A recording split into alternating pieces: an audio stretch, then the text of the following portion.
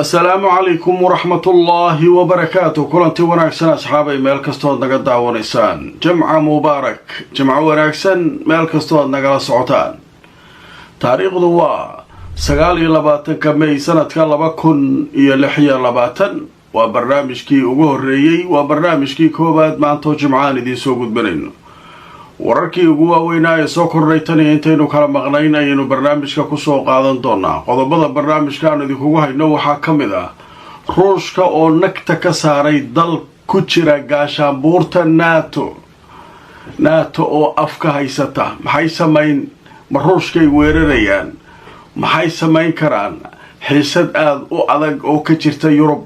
ayaynu barnaamijka ku faahfaahin doonaa waxaa soo kale barnaamijkan idinku haynaa madaxweyne ku-xigeenka dalka Mareykanka oo rajo wanaagsan ka muujiyay in Trump uu saxiixi doono heshiiska Iran oo xaalkiisu meel wanaagsan marayo xilli Israa'iil ay ku celcelinayso inay ka walaacsan tahay heshiiskaas wararkii ugu dambeeyaan idin hayaa iyo wafdi heer sare oo ka socda dawladda Pakistan oo arinta wada hadallada Iran u tagay magaalada Washington qodobadaas ayaynu ku soo qaadan doonaa barnaamijkeena ugu horeeya maanta Jimcaha inta ku jirno akhbaar cusub haday soo dhacdana waan idin la socodsi kulanti wanaagsan asxaabay meel kastood naga daawanaysaan Jimco wanaagsan taariikhdu waa 29 May waa barnaamijkii ugu horeeyay maanta Jimcahan idin soo gudbinayno haddaba waxaynu ku soo qaadanaynaa barnaamijka intaynu kala maqnayn wixii akhbaarada ee soo dhacay kuwii ugu waaweynaa ugu horeyn waxaynu ku bilaabaynaa akhbaarta muhiimka ah ee caalamka oo dhan uu ka hadlayo dal ku jira gaashaanbuurta NATO isla markaana ku jira midowga Yurub ayaa saakay aroortii ruushku ay nagta ka saareen marka walaaca maxaa keenaya adduunyadu maxay u baqaysaa waxay u baqaysaa qodobka shanaad ee dastuurka u degsan gaashaanbuurta NATO ayaa wuxuu qorayaa dal ka mid ah gaashaanbuurta NATO haddii la soo weeraro oo dal kale uu soo weeraro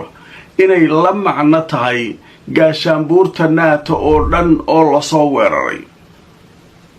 sidaa daraaddeed kulligood ay marka ka qaybgali doonaan sidii dalka ay markaasi u argudi lahaayeen oo u difaaci lahaayeen haddaba cabsida iyo khalkhalka caalamka soo food saaray saacadihii la soo dhaafay maxay dawladda Romania oo xuduud la leh Ukraine ayaa waxay sheegtay diyaarado drones oo ka yimid dhanka Ruushka dhismayaal dad rayda degan yihiin oo halkaa ku yaalay inay nagta ka saareen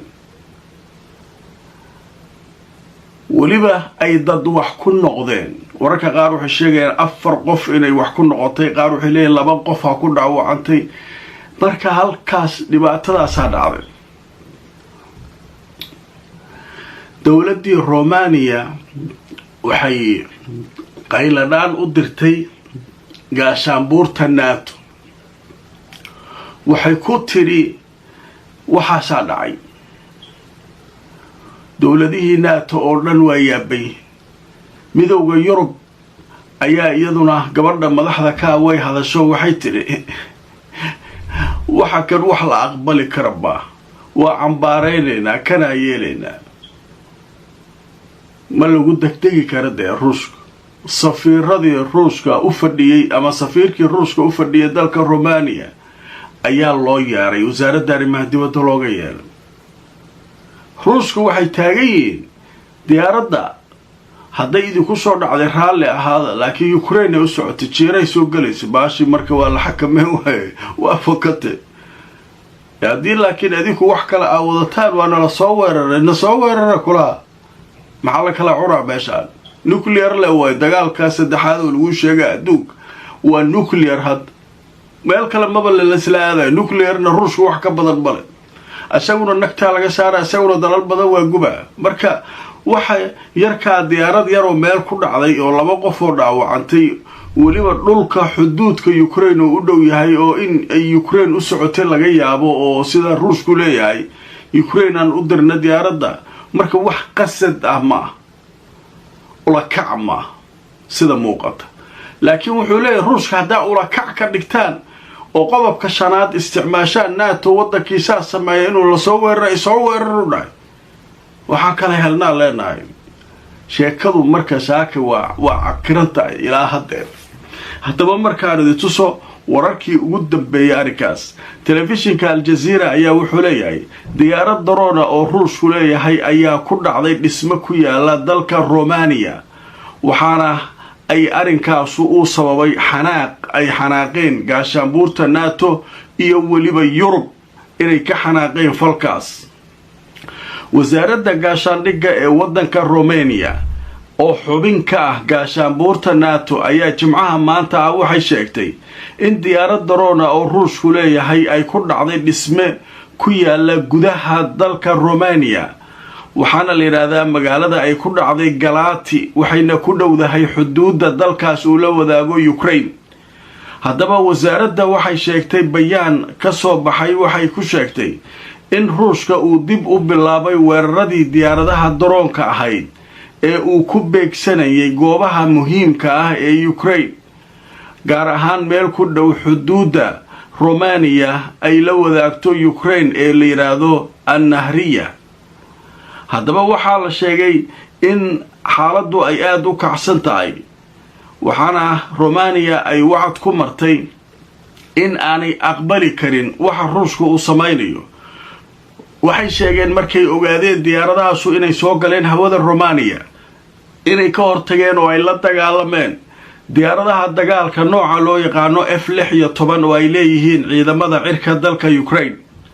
waxaana la sheegay diyaaradahaasu inay markaa ku guuleysteen inay la dagaalamaan dhanka kale xogayaha guud ee gaashaanbuurta NATO ayaa la filayaa isaguna inuu dhacdadan war ka soo saaro iyadoo dalalka gaashaanbuurta NATO kulligood la wargeliyay oo loo sheegay waxa dhacay xaalku marka halkaas uu joogaa maantay wixii oo dhan waa isku qasan yihiin wararkii oo dhan waa saaka cabsida Yurub waa yaabaysaa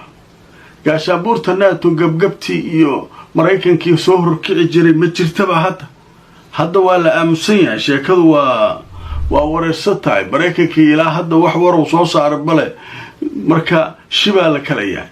marka arikaasa soo kordhay oo ilaa hadda xiisadiisu ay Yurub ka taagan tahay wixii akhbaarada ee arimaha ka soo kordha barnaamijyada dambe ayaan idin kula socodsiin doonaa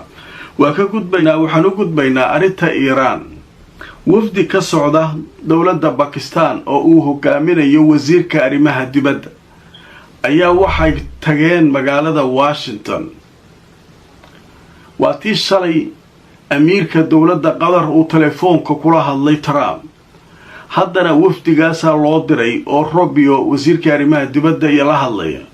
dhammaan marka dhexdhexaadiyaashu waxay u jihaysteen hadda dhanka Mareykanka Iran wixii laga soo dhaadhicin karay ogolaatay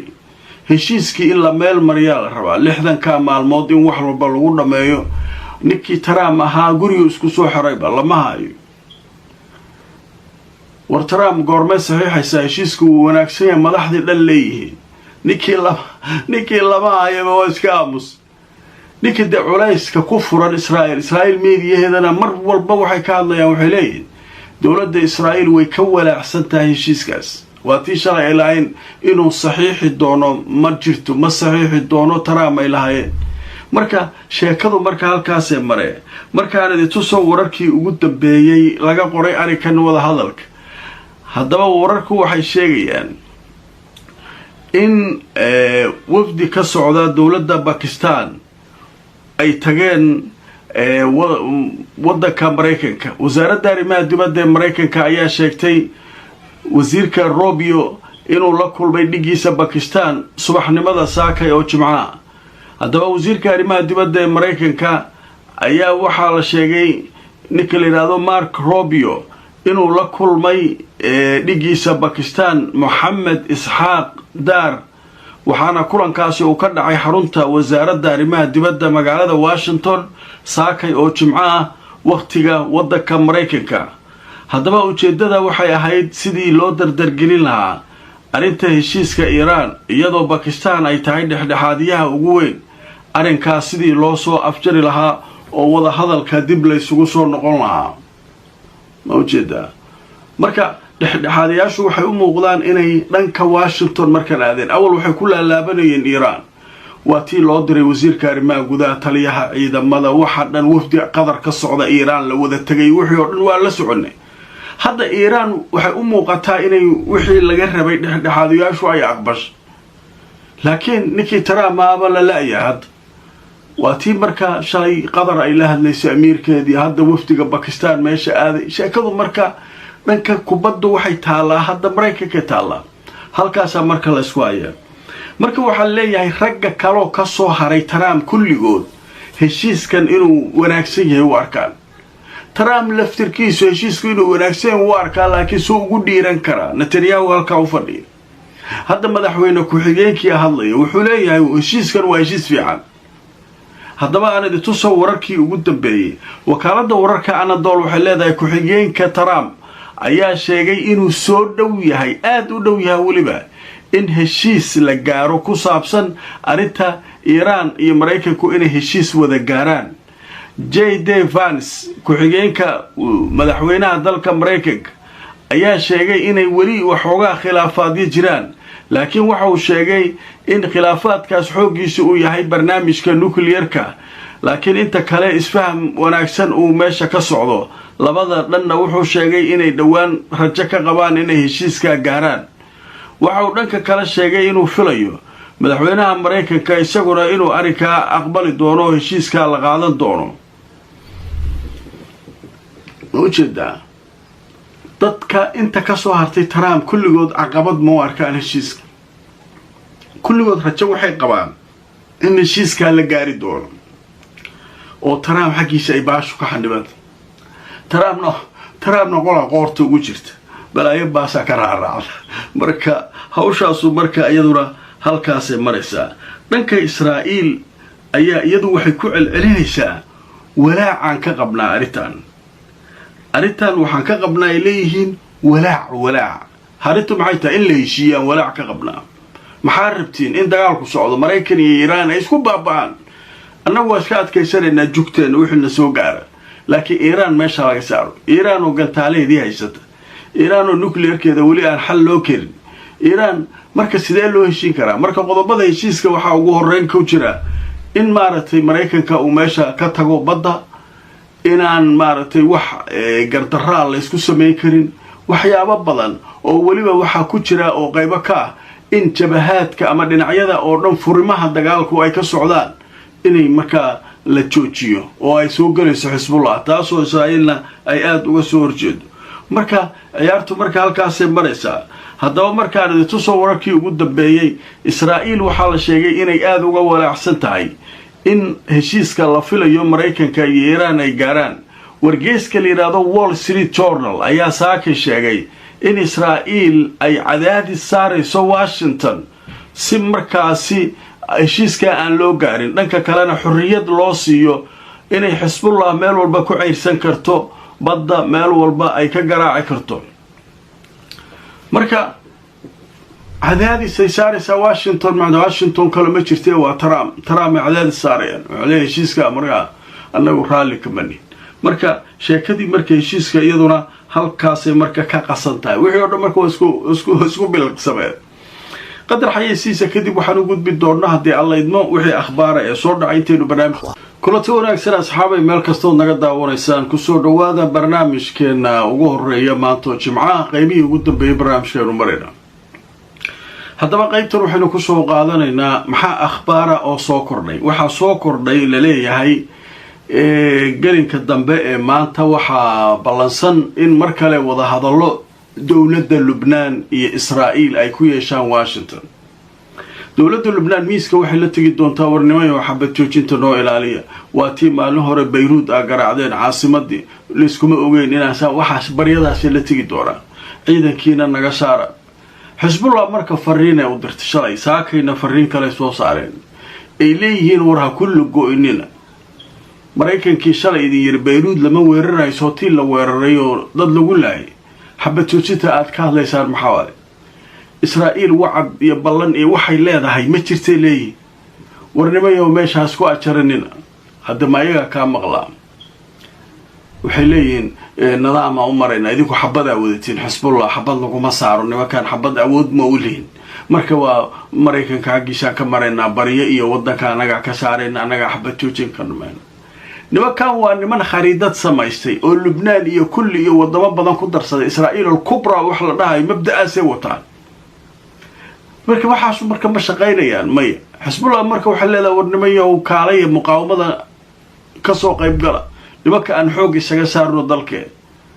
marka sheekadu marka halkaas marka ayaduna maraysa wixii soo kordhay ayaduna waa arki doonaa akhbaaraadkaas ayaa ugu waaweynaa wixii caalamka ka soo kordhay haddii alla idmo barnaamijyada kale ayaanu idinkugu soo gudbin doonaa wixii yimaada oo warara like gareeyo share gareeyo barnaamijka mar kale jimco wanaagsan nabadgelyo